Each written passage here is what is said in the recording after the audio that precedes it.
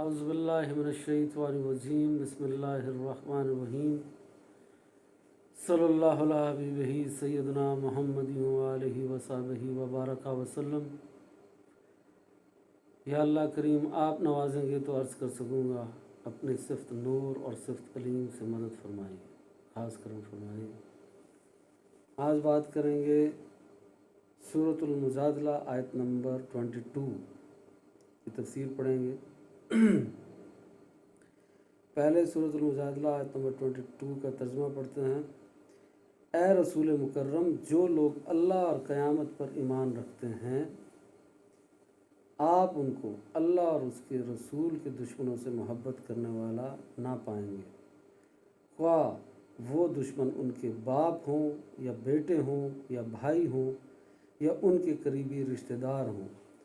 ये वो लोग हैं जिनके दिलों में अल्लाह ने ईमान को जागज़ीन कर दिया है और अपनी तरफ की पसंदीदा रूह से उनकी तायीद फरमाई है, और वो उनको उन जन्नतों में दाखिल फरमाएगा जिनके नीचे दरिया बहते हैं, और वो उनमें हमेशा रहने वाले हैं। अल्लाह उनसे राज़ी हो गया और वो अल्लाह से राज़ी हो गए। यही लोग अल्लाह का लश्कर हैं। सुनो, अल्लाह के लश्कर के लोग ही कामयाबी हासिल करने वाले हैं।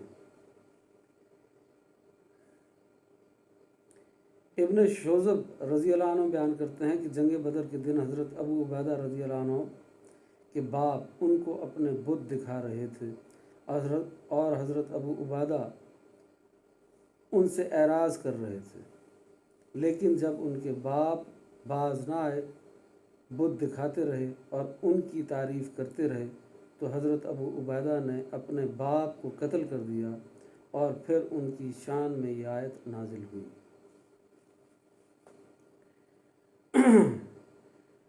नीज़ इस आयत में फरमाया है कि मुसलमानों के नज़दीक अल्लाह और उसका रसूल उनके रिश्तेदारों से ज़्यादा महबूब हों।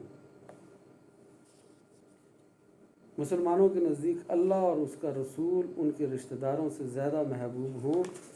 और हदीस में है कि जंग बदर में हज़रत अबू बकर सदीक़ रज़ी अल्लाह अन्हु के बेटे, जो उस वक्त मुसलमान नहीं हुए थे, मुसलमानों को लड़ने के लिए ललकार रहे थे। हज़रत अबू बकर ने उनके मुकाबले पर जाना चाहा, लेकिन नबी सल्लल्लाहु अलैहि वसल्लम ने फरमाया, तुम अपनी ज़ात से हमें फ़ायदा पहुँचाओ। हज़रत उमर रज़ी अल्लाह अन्हु ने जंग बदर में अपने मामू अल-आस बिन हिशाम बिन अल-मुगीरा को कत्ल कर दिया था। इमाम अबू अल हसन अली बिन अहमद अल-वहादी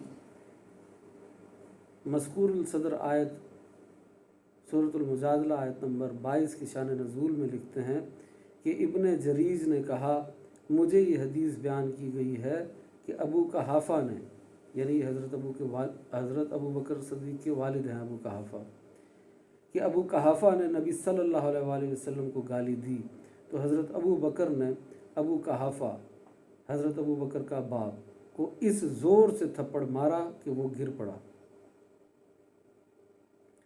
फिर उन्होंने इस वाक़ये का नबी सल्लल्लाहु अलैहि वसल्लम से ज़िक्र किया।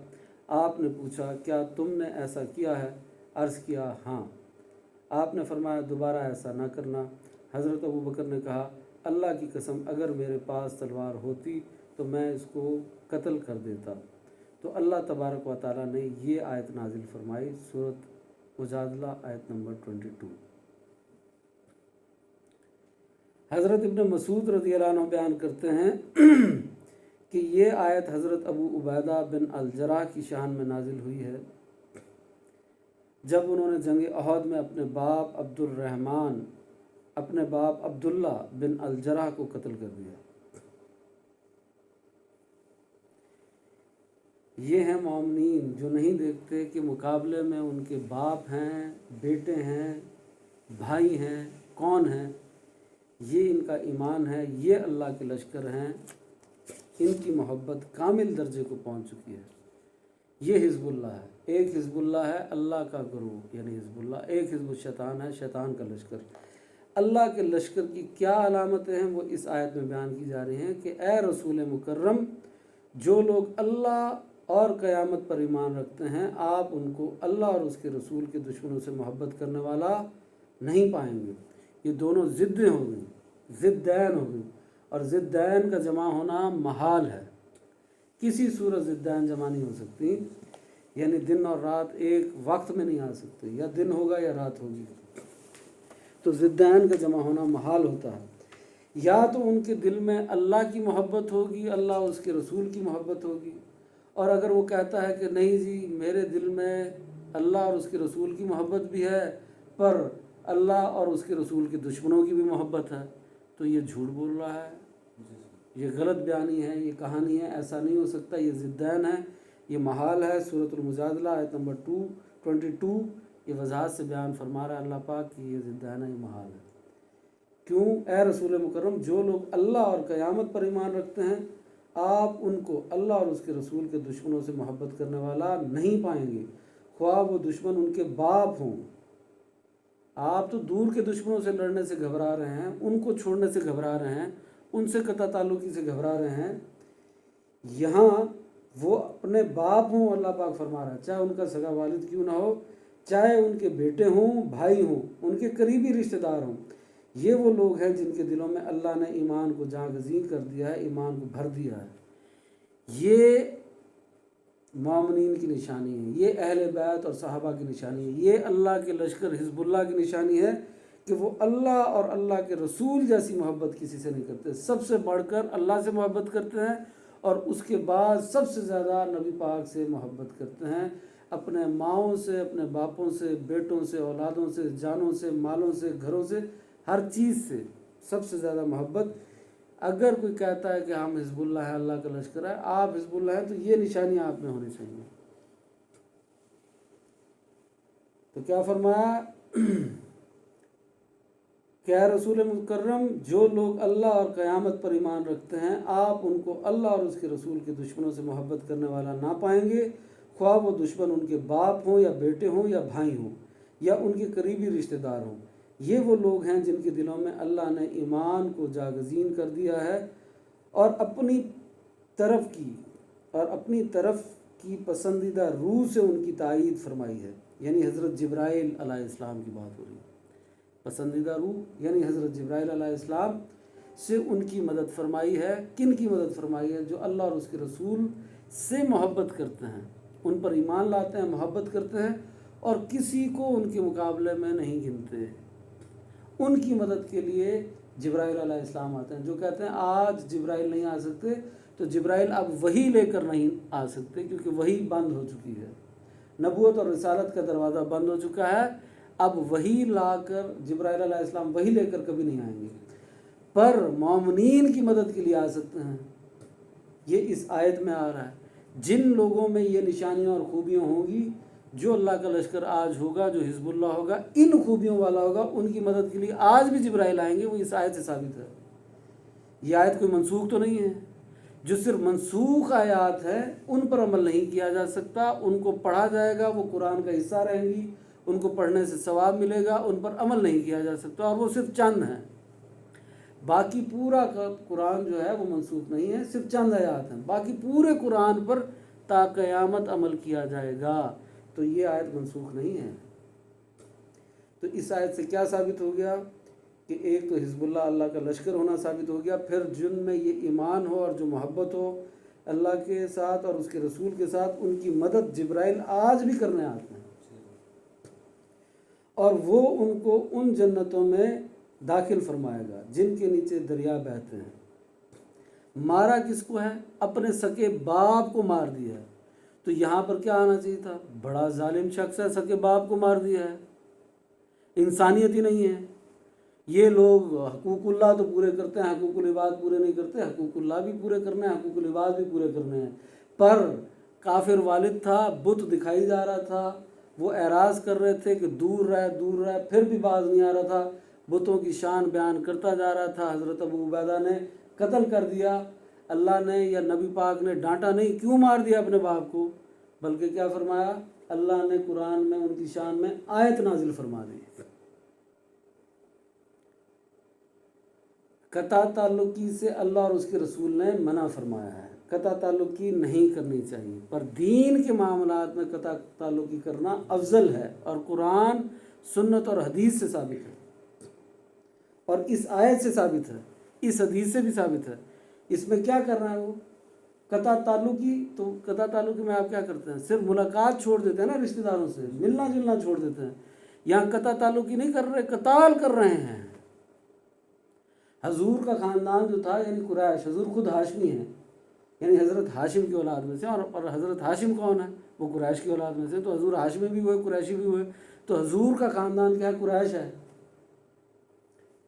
پر حضور نے جو آتا ہے 78 سے 100 کے قریب جو جنگیں لڑی ہیں، جس میں 27 غزوات میں حضور خود شامل تھے، باقی میں حضور کے حکم سے جو لڑی گئی ہیں اور حضور کے دور میں ہی لڑی گئی ہیں، یعنی اگر 78 جنگیں 10 سال میں لڑی گئی ہیں تو اندازہ لگا لیں، اس کو ڈیوائڈ کر لیں 78 جنگوں کو 10 سال پہ، تو 7.8 جنگیں ایک سال کی بنتی ہیں، اور 100 سے اوپر بنتی ہیں، اور کچھ روایتوں میں کہ 100 سے اوپر جنگیں لڑی ہیں، تو پھر سال میں 10 جنگیں لڑی ہیں۔ آپ کہہ رہے ہیں نبی پاک صلی اللہ علیہ وسلم سے جنگ ثابت ہی نہیں ہے، امن ثابت ہے۔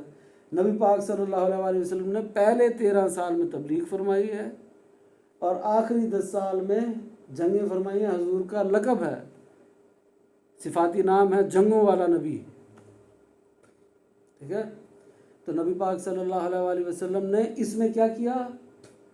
جو قریش خاندان والے تھے حضور کے، وہ کفار تھے، جنگ بدر میں وہ حضور سے لڑنے کے لیے آئے، حضور نے قطع تعلق کی تو بہت دور کی بات، ان سے قتال کیا ہے، 70 لوگ ان کے قتل کر دیے گئے، اور 70 کو قیدی بنا دیا گیا۔ تو اللہ اور اس کے رسول نے قطع تعلقی سے منع فرمایا ہے، اس میں کوئی شک نہیں ہے۔ بہت سی آیات اور بہت سی احادیث میں منع فرمایا ہے، پر بہت سی آیات اور بہت سی احادیث میں یہ حکم بھی دیا ہے۔ آپ حضرت موسیٰ علیہ السلام کا واقعہ پڑھ لیں قرآن میں، اس میں بھی اس کی تفسیر میں آئے گا، ایک غضب محمود کا لفظ آئے گا، ایک غضب مذموم کا لفظ آئے گا۔ غضب محمود یعنی پسندیدہ غصے کو کہتے ہیں۔ پسندیدہ غصہ وہ ہے جو اللہ اور اس کے رسول کی خاطر ہے، جو قرآن کی خاطر ہے، سنت کی خاطر ہے، جو حدیث کی خاطر ہے، جو شریعت کی خاطر ہے۔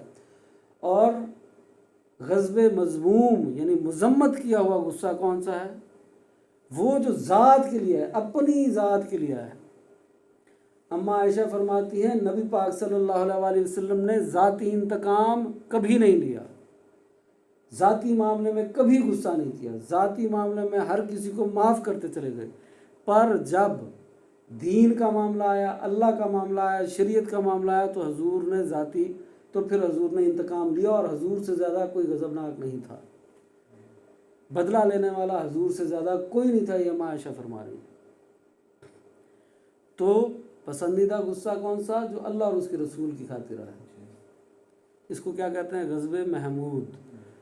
اور وہ جو غصہ حرام ہے جس کا قرآن و حدیث میں ذکر ہے، وہ کون سا؟ غضب مذموم، جو اپنی ذات کے لیے ہے۔ ہم حضور کی ذات کے لیے ہم کہتے ہیں رحم کرنا چاہیے، اپنی ذات کے لیے لڑ پڑتے ہیں۔ ہماری ماں بہن بیٹی کو کوئی کچھ کہہ دے تو لڑ پڑتے ہیں، الٹا کام کر رہے ہیں۔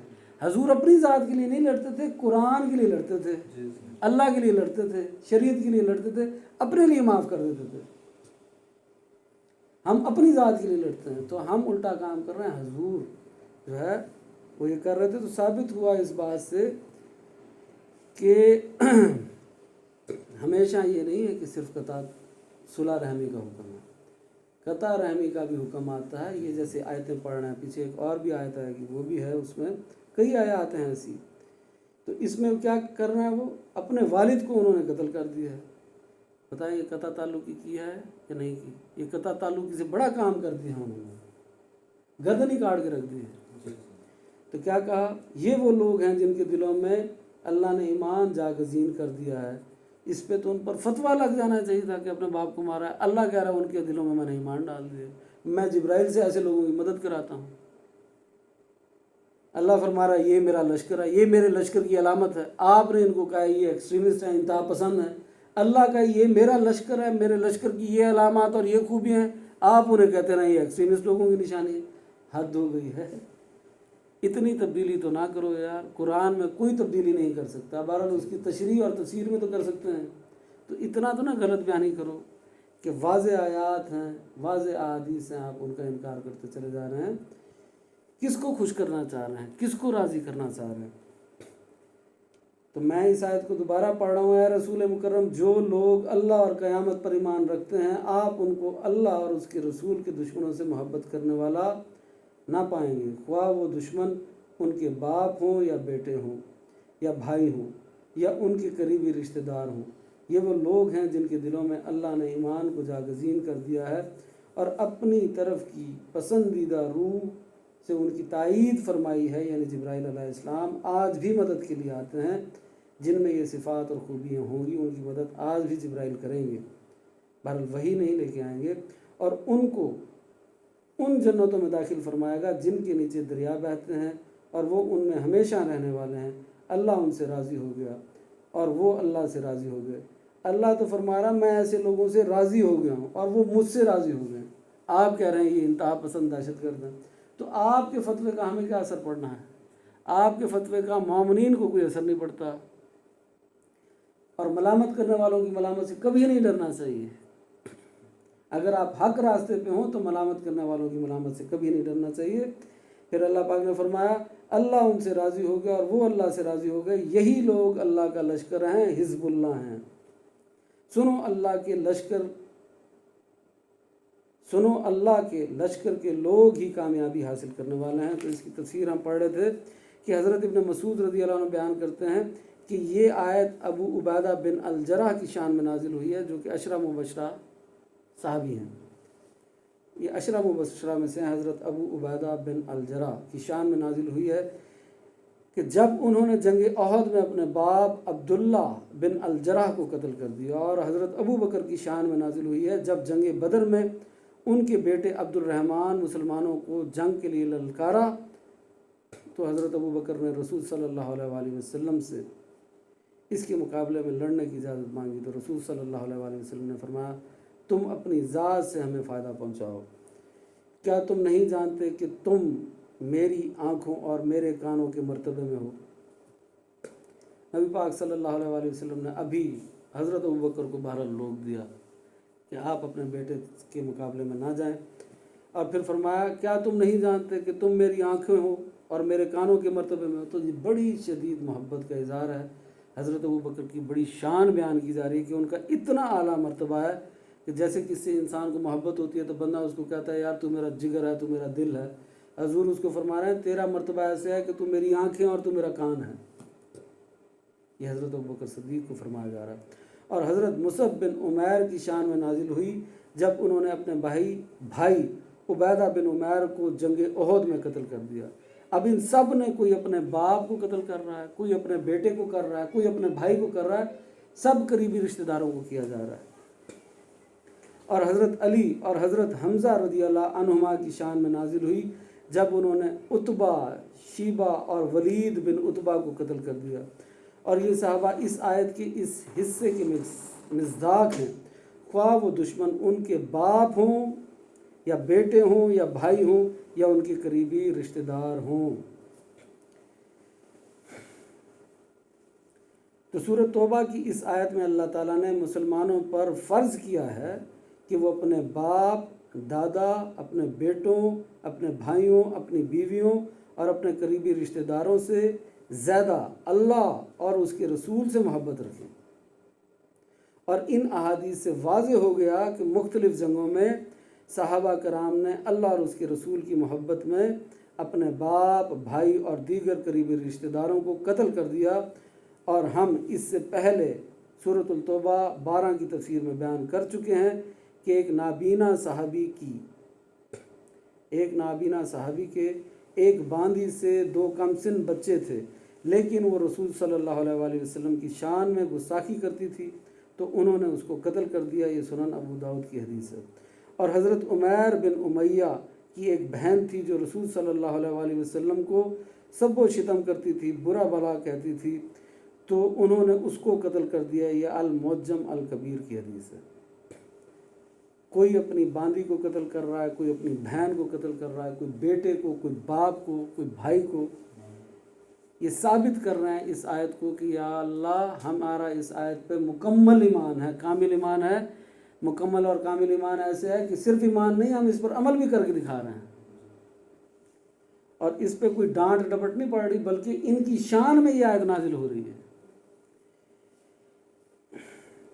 इसी तरह सहाबा कराम ने रसूल सल्लल्लाहु अलैहि वसल्लम की मोहब्बत में मक्का से मदीना हिजरत की और अपने रिश्तेदारों के अलावा अपने वतन, अपने पसंदीदा मकानों, अपने जमाशुदा माल और अपने कारोबार और अपनी तिजारत को छोड़कर मदीना चले आए। इस पर भी पूरी एक आयत है, वो भी पढ़ते हैं।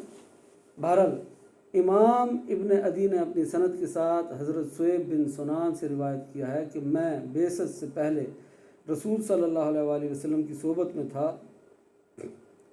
कहा जाता है कि हज़रत शुएब ने हिजरत की तो मुशरिकीन की एक जमात ने उनका पीछा किया। हज़रत शुएब ने कहा, ए कुरैश की जमात, मैं तुम सबसे बड़ा तीर अंदाज हूँ, और जब तक मेरे तरकश में एक तीर भी बाकी है तो तुम मुझ तक नहीं पहुँच सकते। तीर ख़त्म होने के बाद मैं अपनी तलवार से तुम पर वार करूँगा। सो अगर तुम मेरा माल चाहते हो तो मैं तुमको उसका पता बता देता हूँ। कुफार कुरैश इस पर राज़ी हो गए। हज़रत शुएब ने इनसे मुआहदा किया और उनको अपने माल का पता बता दिया। वो वापस गए, हज़रत शुएब का माल अपने कब्ज़े में कर लिया, और हज़रत शुएब नबी सल्लल्लाहु अलैहि वसल्लम तक पहुँचे तो नबी सल्लल्लाहु अलैहि वसल्लम ने फरमाया, तुम्हारी तिजारत फ़ायदा मंद रही, और अल्लाह अज़्ज़ वजल ने ये आयत नाजिल फरमाई, सूरतुल बकरा आयत नंबर 207। और बाज़ लोग ऐसे हैं जो अल्लाह की रज़ा की तलब में अपनी जान को बेच डालते हैं। इसमें हज़रत शुएब का क्या वाक़या बयान हुआ कि हज़रत शुएब निकले हिजरत करके मदीना जाने के लिए हजूर की तरफ। मुशरिकीन मक्का पीछा करते हुए पहुँच गए। हज़रत शुएब ने कहा, मैं तुमसे ज़्यादा अच्छा तीर अंदाज हूँ, मैं पहले तीरों से तुम्हारे साथ लड़ूंगा, फिर तीर ख़त्म हो गए तो तलवार से लड़ूंगा। एक तरीक़ाकार तो ये है, और दूसरा तरीक़ाकार यह है कि मेरी ज़िंदगी की जो जमा पूंजी है वो मैंने मक्का में एक जगह पे दबा के रखी है, तो मैं उसका पता बताता हूँ, तुम वो जाके उठा लो, मुझे हजूर के पास जाने दो। इसमें बज़ाहिर हज़रत शुएब ने दिया अपना माल है, पर अल्लाह ने उनकी शान में जो आयत नाजिल फरमाई उसमें अल्लाह ने क्या फरमाया, और बाज़ लोग ऐसे हैं जो अल्लाह की रज़ा की तलब में अपनी जानों को बेच डालते हैं। इसका मानी क्या हुआ कि वो जंग करने के लिए उनसे तैयार थे। उन्होंने पहली बात ये की थी कि मैं तुमसे पहले तीरों से लड़ूंगा, फिर तलवार से लड़ूंगा। पहले उन्होंने अपनी जान पेश की थी, फिर उन्होंने कहा कि मैं तुमसे ज़्यादा ताकतवर हूँ, तो अगर तुम चाहते हो, वैसे तो तुमने मुझसे हार जाना है या ज़ख्मी हो जाना, मर जाना है, या फिर दूसरी ऑफ़र यह है कि तुम मेरा माल ले लो। तो फिर वो लालची लोग थे, उन्होंने माल लेना पसंद किया। हजूर के पास पहुँचे तो हजूर ने कहा, क्या दे के आया हो? उनका तिजारत करके आ रहा हूँ, सौदा करके आ रहा हूँ। हजूर ने फरमाया, बहुत अच्छा सौदा किया, बहुत अच्छा सौदा किया। इस पर अल्लाह ने फरमाया, और बाज़ लोग ऐसे हैं जो अल्लाह की रज़ा की तलब में अपनी जान को बेच डालते हैं, कि वो अपनी जान देने के लिए भी तैयार होते हैं कि अल्लाह उनसे राज़ी हो जाए तो वो जान भी दे दें और माल भी दे दें। सो वाज़ेह हो गया कि सहाबा कराम को अपने बेटों, अपने बाप, बेटों और तमाम रिश्तेदारों, वतन, मकान, तिजारत और माल व दौलत, हर चीज़ से ज़्यादा अल्लाह और उसके रसूल सल्लल्लाहु अलैहि वसल्लम से मोहब्बत थी। यही रुकावटें हैं इस आयत में भी आ रही हैं।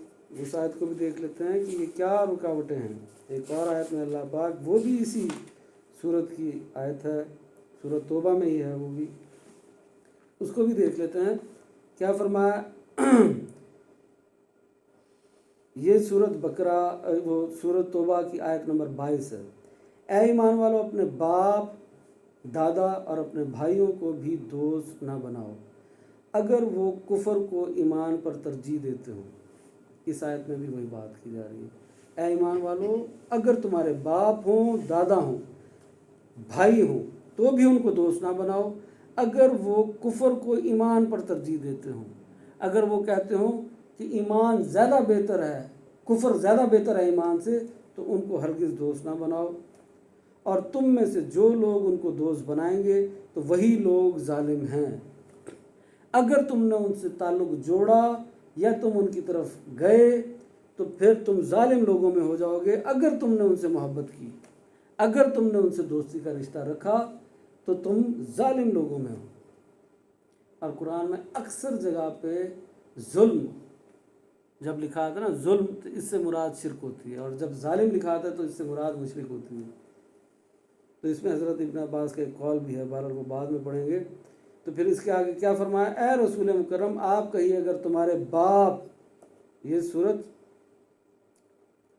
یہ 24 ہے، وہ آیت 23 تھی، جو پہلے پڑھی تھی وہ سورۃ توبہ کی آیت نمبر 23 تھی، اور جو اب پڑھ رہا ہوں یہ سورۃ توبہ کی آیت نمبر 24 ہے۔ اے رسول مکرم آپ کہیے اگر تمہارے باپ، تمہارے دادا، تمہارے بیٹے، تمہارے بھائی، تمہاری بیوییں، تمہارے رشتہ دار، اور تمہارے کمائے ہوئے مال، اور تمہاری تجارت جس کے گھاٹے کا تمہیں خطرہ ہے، اور تمہاری پسندیدہ مکان، یہ 8 چیزیں گنوائی ہیں اللہ نے، 8 چیزیں اللہ پاک نے گنوائی ہیں کہ یہ 8 چیزوں کی محبت ایک طرف ہے، اور دوسری طرف 3 چیزیں اور گنوائی ہیں کہ کیا؟ اور اللہ اور اس کے رسول اور اس کی راہ میں جہاد کرنے سے زیادہ محبوب ہوں تو تم انتظار کرو حتیٰ کہ اللہ اپنا حکم لے آئے۔ ایک طرف 8 چیزوں کی محبت گنوائی، کہا اگر ان 8 چیزوں کی محبت تمہیں زیادہ ہے تو پھر تم اللہ کے حکم کا انتظار کرو، پھر اللہ تمہارے ساتھ فیصلہ کرے گا، پھر اللہ تمہیں عذاب دے گا۔ اور اگر دوسری طرف 3 محبتیں گنوائیں کہ کہا ایک محبت میری ہے یعنی اللہ کی، ایک محبت میرے رسول کی ہے، اور ایک محبت میری راہ میں جہاد کرنے کی ہے، قتال کرنے کی ہے، اور دین میں جد و جہد کرنے کی ہے، جہاد کرنے کی اور قتال کرنے کی، اور دین میں باقی معاملات میں بھی جد و جہد کرنے کی ہے، مطلب کہ نماز روزہ حج زکوٰۃ میں بھی جد و جہد کرنی ہے، نیک مال میں بھی جد و جہد کرنی ہے، اور جہاد کرنے کی بھی ہے۔ تو کیا فرمایا؟ 3 محبتیں بیان کی۔ اب منافقین کیا کہا کرتے تھے مومنین کو منافقین کہا کرتے تھے تمہیں کیا پتا، ہمارے دلوں میں تو کئی من اور کئی ٹن محبت ہے اللہ کی اور اس کے رسول کی، دلوں کا حال تو جانتا ہے اللہ، تمہیں کیا پتا، مومنین کو کہتے تھے۔ تو اللہ پاک نے اس آیت میں 3 باتیں بیان فرما دی کہ ایک اللہ اور اس کے رسول سے محبت، اس کا تعلق کس سے ہو گیا؟ باطن سے، کہ باطن کا حال تو جانتا ہے صرف اللہ۔ تیسری بات کا تعلق کر دیا جہاد سے، اور جہاد جو ہے وہ تو آپ کا ظاہر ہے، اس تو ظاہر سے ہونا ہے۔ اب منافقین کو پڑ گئی موت کہ اب اس کو کیسے کریں؟ تو اللہ نے فرمایا اگر تم جہاد نہیں کرتے تو وہ محبت کا دعویٰ جھوٹا ہے کہ تمہارے دلوں میں کئی من اور کئی ٹن جو محبت ہے اللہ اور اس کے رسول سے، یہ کوئی محبت نہیں ہے، یہ جہاد سے ثابت ہوگی کہ اگر محبت ہے، اگر تم جہاد سے بھاگتے ہو تو کوئی محبت نہیں ہے۔ 3 بیان کر دی، کیونکہ ظاہر ہے اور باطن ہے۔ باطن کا حال جانتا ہے اللہ، یا اللہ کے بتانے سے رسول، انہوں کا کیسے پتہ لگے گا؟ ایسے پتہ لگے گا کہ جہاد میں کون جائے گا کہ کون نہیں۔ جتنے منافقین تھے مدینہ شریف میں نبی پاک کے پیچھے مسجد نبوی میں نمازیں پڑھتے تھے، حضور کے ساتھ مل کر روزے رکھتے تھے، زکاتیں دیتے تھے، حج کرتے تھے، عمرے کرتے تھے، جہاد نہیں کرتے تھے۔ جب جہاد کی بات نبی پاک فرماتے، یہ ساری باتیں قرآن اور سنت اور حدیث کی روشنی میں کہہ رہا ہوں، کچھ غلط نہیں ہے، صرف ایک کی بات نہیں ہے، سارے مفسرین نے یہی تفسیر کی ہے، پڑھ لیجیے جا کے، یہ تبیان القرآن کی میں تفسیر پڑھ رہا ہوں، اس کو بھی آپ کھول کر پڑھ سکتے ہیں۔ تو بہرحال انہوں نے کیا کیا، جا کر جیسی جہاد کی باری آتی تو کیا کہتے، عذر پیش کرنا شروع کر دیتے، یا رسول اللہ یہ عذر ہے، یہ عذر ہے، ہم جہاد پہ نہیں جا سکتے۔ پھر حضور جب جہاد میں اللہ حضور کو فتح عطا فرما دیتا، فوری طور پہ بھاگ کے نبی پاک کے پاس آ جاتے کہ مال غنیمت میں ہمارا حصہ بھی دو۔ یہ منافقین کا طریقہ تھا۔ منافقین ہر قسم کی دینی جد و جہد میں شامل ہیں، جو ایسی آیتوں کا ترجمہ کرنے کے بڑا ماہر چیمپئن بنے پھرتے ہیں نا کہ صرف جد و جہد ہے، جہاد کی نفی کرنے کی کوشش کرتا ہے۔ میں ان سے صرف اتنی عرض کرتا ہوں کہ حضور کے اس عمل کی نفی کون کرے گا جو 78 کم از کم جنگیں بنتی ہیں، 78، اور کچھ روایتوں میں 100 سے اوپر بنتی ہے، اس عمل کو کیسے آپ اس کی تشریح بدلیں گے؟ وہ تو عملی نمونہ ہے۔ آیتوں میں تو آپ تفسیروں میں تو تبدیلی کر دیں گے، اس میں آپ کیا کریں گے؟ تو میرے بھائی یہ قانون یاد رکھو، مکہ میں جب جو آیتیں نازل ہوئی اس میں اگر کبھی زکوٰۃ کا حکم آیا تو اس میں زکوٰۃ سے مراد تھی صدقہ خیرات، اس سے مراد یہ زکوٰۃ نہیں تھی، کیونکہ زکوٰۃ فرض کب ہوئی ہے؟ مدینہ میں، سارے احکام تقریباً مدینہ میں ہی فرض ہوئے ہیں، جہاد بھی مدینہ میں فرض ہوئی ہے۔ ایسے مکہ میں جن آیات میں حکم آیا نا جہاد کا، تو ان سے مراد ہے دین میں جد و جہاد کرنا، اسٹرگل کرنا۔ مدینہ میں جتنی آیتیں آئی ہیں نا جہاد کی، ان کا تعلق جہاد سے ہی ہے، قتال سے ہی ہے، ان کی نا یہ تفسیر کرتے رہو، مہربانی کرو کچھ رعایت کرو۔ تو 8 محبتیں ایک طرف اور 3 محبتیں ایک طرف رکھ دی۔ اللہ نے فرمایا یا تو ان 8 سے محبت کر لو، اور ان 8 سے محبت کرنے کے بعد کہہ دو پھر میرے حکم کا انتظار کرو، دیکھو میں تمہارے ساتھ کرتا کیا ہوں، یا پھر یہ 3 محبتیں کر لو۔ 3 محبتیں کون سی؟ اللہ سے، اس کے رسول سے، اور جہاد سے محبت کر لو۔ تو اب میں یہ آیت دوبارہ پڑھ رہا ہوں، آیت نمبر 24 سورۃ توبہ۔ اے رسول مکرم آپ کہیے اگر تمہارے باپ دادا اور تمہارے بیٹے اور تمہارے بھائی اور تمہاری بیوی اور تمہارے رشتہ دار اور تمہارے کمائے ہوئے مال، اسی چیز کا ڈر ہے نا کہ اگر میں نے ہجرت کی، اگر میں جہاد پہ گیا تو میرے ماں باپ پیچھے رہ جائیں گے، باپ دادا بیٹے بیٹیاں اور بیویاں پیچھے رہ جائیں گی، اسی بات کا ڈر ہے، اور کس بات کا ڈر ہے؟ یا رشتہ دار پیچھے رہ جائیں گے، یا میرا مال ضائع ہو جائے گا، یا جو میری تجارت کا مال ہے اس میں خطرہ ہو جائے گا، وہ ضائع ہو جائے گی، انہی باتوں کا ڈر ہے نا۔ آج مسلمانوں نے جو جہاد کو ترک کر رکھا ہے، یہ ایسیسریز کی وجہ سے کر رکھا ہے کہ نرم بستر پر سونا ہے، پنکھا چلنا ہے، اے سی کی ہوا چلنی ہے، بیوی بچوں کے ساتھ رہنا ہے، اس کے علاوہ کیا وجہ ہے؟ یہی وجہ ہے، انہی ایسیسریز، انہی کا اللہ 8 انہی ایسیسریز کو 8 طریقوں سے بیان کر رہا ہے کہ یہ چیزیں ہیں جن کی وجہ سے تم جہاد چھوڑتے ہو۔ یا تو تم اپنے باپ دادا کی وجہ سے جہاد چھوڑ دیتے ہو، یا بیٹوں کی وجہ سے کہ باپ دادا یا بیٹوں کو یا بھائیوں کو یا بیویوں کو نہ نقصان ہو جائے، یا رشتہ داروں کو نہ ہو جائے، یا ان کو چھوڑنا بڑا مشکل ہے، تمہارے دل میں اتنی محبت ہے، یا پھر تمہاری تجارت میں نہ گھاٹا ہو جائے، یہی سارے معاملات ہیں۔ آج بھی ہے، فرانس سے اگر بائیک آؤٹ کر دیا تو ہمارا رزق بند ہو جائے گا، رازق اللہ ہے یا فرانس ہے؟ رزق بند ہو جائے گا۔ بھائی خوف خدا کرو، کیا باتیں کرتے ہو؟ تو ایسے نہیں ہوتا۔ تو یا تو بھائی آپ کہہ دیں کہ آپ کا ان 8 باتوں سے تعلق ہے تو ہمیں آپ سے کوئی اعتراض نہیں ہے، پھر آپ اللہ کے اس حکم کو مان لیں اور انتظار کریں کہ اس کے حکم کا انتظار کریں، اس کے عذاب کا انتظار کریں، اگر ان 8 سے محبت رکھنی ہے۔ پر اگر ان 8 پر ترجیح دینی ہے کس کو؟